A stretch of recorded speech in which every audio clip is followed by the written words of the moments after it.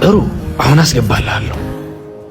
አባዬ እግር ኳስ ክለብ ሄጄ ልመዝገብ፣ ኳስ ተጫዋች መሆን እፈልጋለሁ። እባክህ አባዬ። አይቻልም። እንደዚህ አይነት ማይረባ ሀሳብ ከጭንቅላት አውጣ። ትምህርት ላይ ብቻ ትኩረት አድርግ። ፍላጎቱ ከሆነ አትከልክለው። እየተማረ መጫወት ይችላል። አንቺ ዝም በይ። ሂድና ጥናትን አጥና።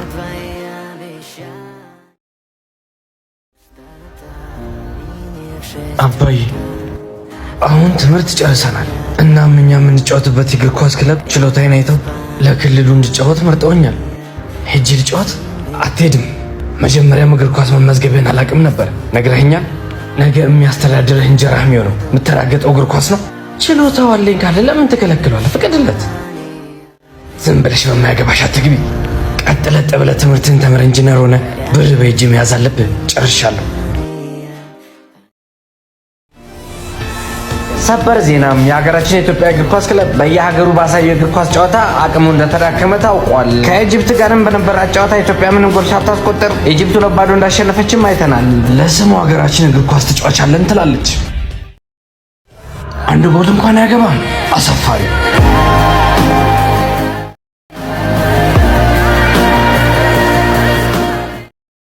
ጥሩ። ከተጋባችሁ ምን ያህል ጊዜ ሆናችሁ? ኦልሞስት ከ10 ዓመት በላይ። እሺ፣ ስልካችሁን ብትቀያየሩ አንዴ ደስ ይለኛል። አሁን አዎ፣ ችግር የለውም። በያ አሁን ውስጥ ያለው ነገር ሁሉ ማየት ትችላላችሁ። ማን ይላስ? የሥራ ባልደረባዬ ጓደኛዬ ነው። ሲታይ ግን እንደዛ አይመስልም። ምናልባት መደወል ሳይኖርብህ አይቀርም። እባካችሁ ስልኬ ልትመልሱልኝ ትችላላችሁ? ትንሽ ደቂቃ። አብቅቷል። ቆይ እንደዛ አሁንስ ደስ አለ? ለምኑ? የ10 ዓመት ትዳራችን እኮ ያበላሸው አንቺ ነሽ። የ10 ዓመት ትዳራችሁን ያበላሸሽው። መልካም እድል።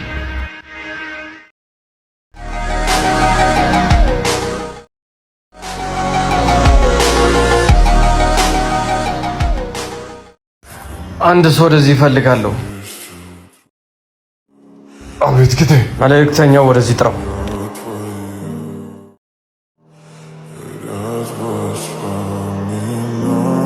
አንተ ጥሩ ጭንቅላት ያለህና ታማኝ አገልጋይ ነህ።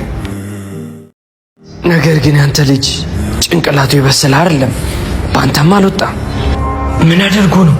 ስህተት ፈጸመ እንዴ? ጧት ጧት ሰፈተኞችን ለማየት ወጣለሁ። ልጅህንም እዛው አገኘው ነበር። ባገኘሁት ቁጥርም ከ50 ብርና ከ100 ብር የትኛው ትልቅ ዋጋ ያለው ይመስላል ብዬ ጠይቀዋለሁ። የልጅህም መልስ የነበረው 50 ብር ነበር።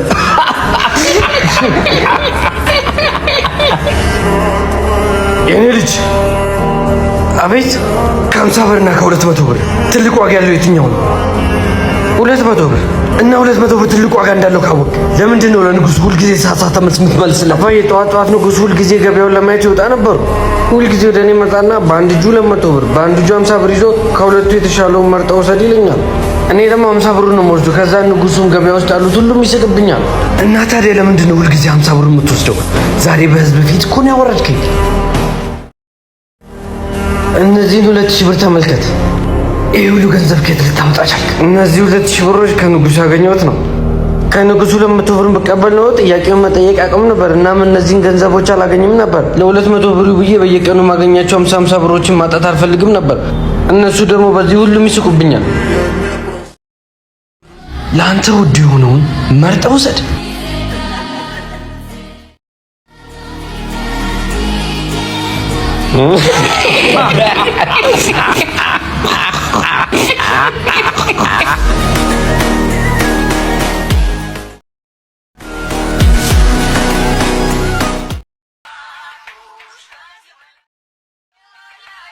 አመሰግናለሁ። አሪፍ ቀረስክ። በደንብ ፖስት አድርገው። በቃ እያደረኩት ነው። ይቅርታ። ምን እያደረጋችሁ ነው? ድሆችን ለመርዳት እየሞከርን። እሺ፣ ግን ለምንድን ነው የምትቀርጹት? ቲክቶክ ላይ ፖስት እናደርገዋለን እኮ ላይክ ለማግኘት። በጣም ኖር ነገር ነው እንደዚህ ላይክ ለማግኘት መሞከር። ወንድሜ አንድ ባለ ሀብት የልጁን ትምህርት ስፖንሰር ለመሆን ፈቃደኛ ሆነ። И про любовь матушка земля, я береза лета, для меня света. እርግጠኛ አይደለሁም። እሺ የሆነ ነገር ቢፈጠርስ? እናትዬ ቃል እገባልሻለሁ ምንም ነገር አይፈጠርም። ምናልባት ባረግዝ በጭራሽ አይፈጠርም። እመኚ፣ የዛሬን ብቻ።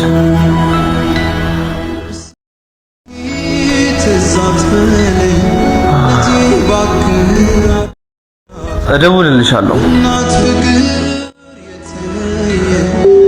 ቃል እገባልሻለሁ ምንም ነገር አይፈጠርም።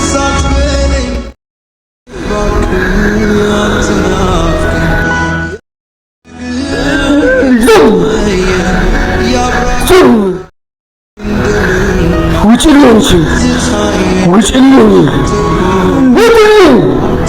ቤተሰባችንን ነው ወረድሽው።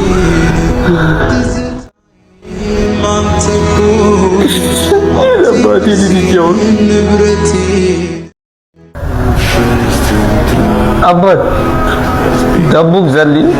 የለኝም አባት። አላህ ይስጥህ የኔ ልጅ። በቃ ነገ እንመለሳለን። አባ ራበኝ። ፈጣሪ ይስጥህ። ዳቦ ግዛልኝ። ፈጣሪ ይስጥህ አልኩህ አይደል? ሽግዚ እናትዬ ቃል እገባልሻለሁ ምንም ነገር አይፈጠርም። ምናልባት ባረግዝስ?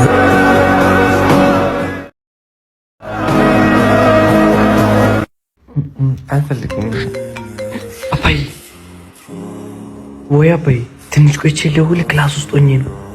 እሺ አልቆልኝ ነበር። ሽንት ቤት ደርሼ መጣሁ። ኦኬ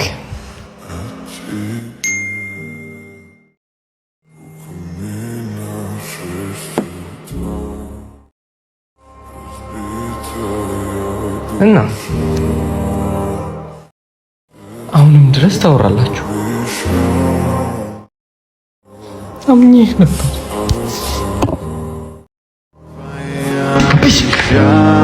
እቺ ልጅ ግን የዋሸችን ይመስለኛል። እቺ ልጅ ማመን ያለብን አይመስለኝም። የአሁን ጊዜ ልጆች ሁሉም ቤተሰባቸውን ያዋሻሉ። ስለ ሌሎቹ አያገባኝም። ልጄን ግን አምናታለሁ።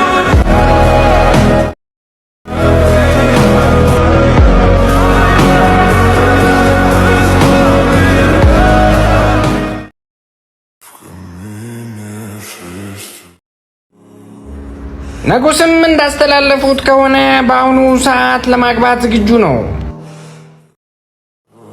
ስለዚህም በሀገሪቱ ውስጥ ያላችሁ እንስቶች በሙሉ አመሻሽ ላይ ንጉሱ ላያችሁ ይፈልጋል።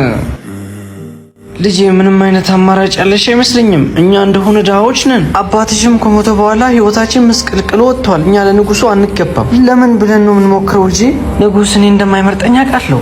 ነገር ግን መሄድ እፈልጋለሁ። ምክንያቱም አይኑን ለማየት ይህ አጋጣሚ በጣም አሪፍ ይመስለኛል። በእሺ አያትሽ ያስቀመጠችው ልብስ አለ፣ እሱን ለብሰሽ ትሄጃለሽ።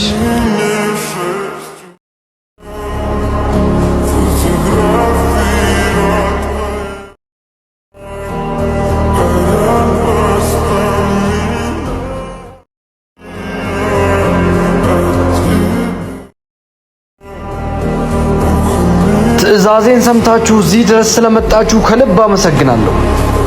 ለእያንዳንዳችሁ አንዲትን የእጽዋት የዘር ፍሬ እሰጣችኋለሁ።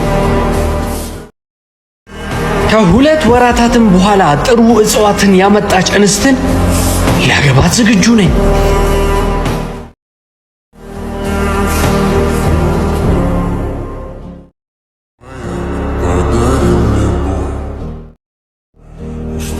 ለምንድን ነው የማያበቅለውማ? በየጊዜው ውሃ የሰጠነው የተንከባከብነው ነው። አዎ የቻልነውን ሁሉ አድርገናል። የቀረው የፈጣሪ ፍቃድ ነው። ባዶውን ይዘሽ ሂጂላችሁ ልጄ።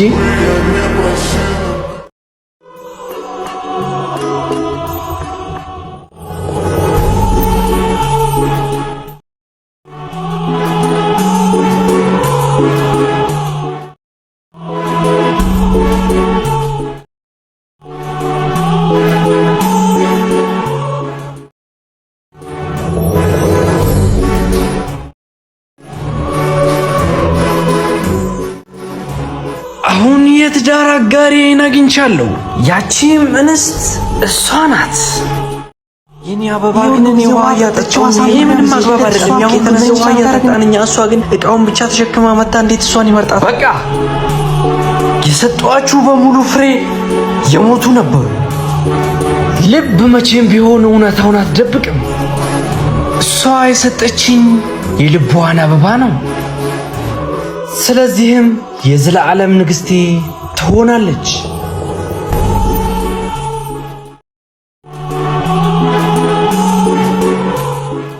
እኛ ምንም ማድረግ አንችልም። በቂ ገንዘብ እስካልተገኘ ድረስ የልጆች ሕክምና ሊቀጥል አይችልም። ልጄ የሞተችብኝ ነው ያለ ይሽርዳኝ። ፈጣሪ ይስጦት ልጄ ልጄ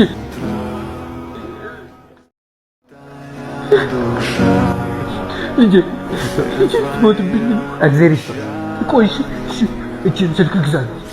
እግዚአብሔር ይስጦት አልኩት አይደል? በዚህ ሙድ ደግሞ ጀመሩ ሊጠጥቁ። ሄሎ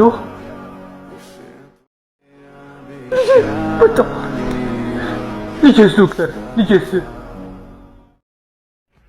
በጣም አዝናለሁ።